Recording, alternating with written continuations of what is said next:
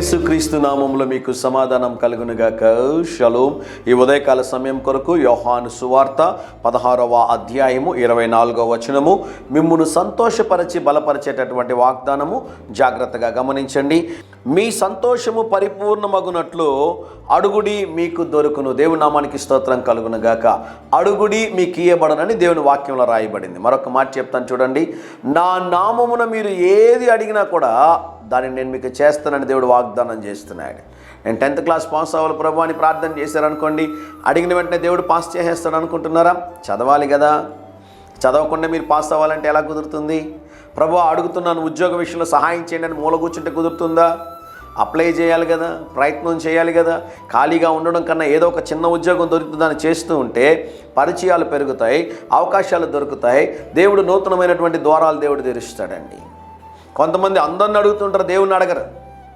మీకు ఏ సమస్య ఉన్నా, ఏ ఇబ్బంది ఉన్నా, ఏ అవసరం ఉన్నా ముందు మీరు ఎవరిని అడగాలి అంటే దేవుణ్ణి మీరు అడగాలి. దేవుని నామానికి స్తోత్రం కలుగునుగాక. మా కుమారుడి విషయం చెప్తాను, జాగ్రత్తగా గమనించండి. ఏవైనా వస్తువులు కావాలి అంటే ముందు నేను చెప్పే మాట ఏంటి అంటే, నా దగ్గర డబ్బులు లేవురా, ప్రయత్నం చేద్దాం అంటాను. వాస్తవానికి డబ్బులు ఉన్నాయి, కానీ ఎందుకు ఆ మాట చెప్తానంటే వాడికి కూడా సమస్యలు తెలియాలి, ఇబ్బందులు తెలియాలి, కష్టాలు తెలియాలనే ఉద్దేశంతో. రెండో మాట ఏం చెప్తానంటే, ప్రార్థన చేయి, దేవుడు సహాయం చేస్తాడంటాను. ఏమైనా కావాలనుకున్నప్పుడు ప్రయత్నం చేద్దాం, ప్రార్థన చేద్దాం, దేవుని చిత్తమైతే దేవుడు దయచేస్తే తీసుకుందాం అంటూ ఉంటాను.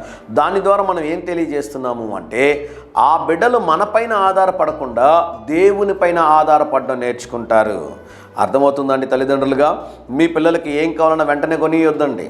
ముందు వారిని ప్రార్థన చేయమని చెప్పండి, దేవుణ్ణి అడగమని చెప్పండి, ఆ వస్తువు ఎంత విలువ తెలియజేయండి, దానికి ఎంత డబ్బులు ఖర్చు అవుతుందో తెలియజేయండి.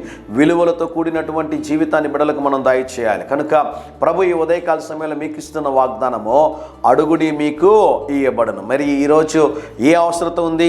ఆరోగ్యం కావాలనుకుంటున్నారా? ఐశ్వర్యం కావాలనుకుంటున్నారా? బిడ్డల భవిష్యత్తు బాగుండాలనుకుంటున్నారా? వివాహం జరగాలనుకుంటున్నారా? గర్భఫలం కొరకు దేవుని సన్నిధిలో కనిపెట్టుచున్నారా? సేవలో, దేవుని సేవలో బలంగా వాడబడాలనుకుంటా ఉన్నారా? మీరు ఈరోజు ఏది అడిగినా మీ హృదయం సంతోషపరచినట్లుగా దేవుడు దయచేయబోతున్నాడు. దేవుని నామానికి స్తోత్రం కలుగునుగాక. ప్రార్థనలు ఏకీభవిస్తారండి. ప్రియ పరలోకపు తండ్రి, ఈ దినం మా ప్రియులు ఏ విషయమైతే ప్రార్థించి మీ సన్నిధిలోనైనా అడుగుచున్నారు, ఆ కార్యంలోనైనా మీరు ఒక అద్భుతము చేయమని, మీరు దయచేయమని యేసు నామములో ప్రార్థిస్తున్నాము తండ్రి. Amen, amen.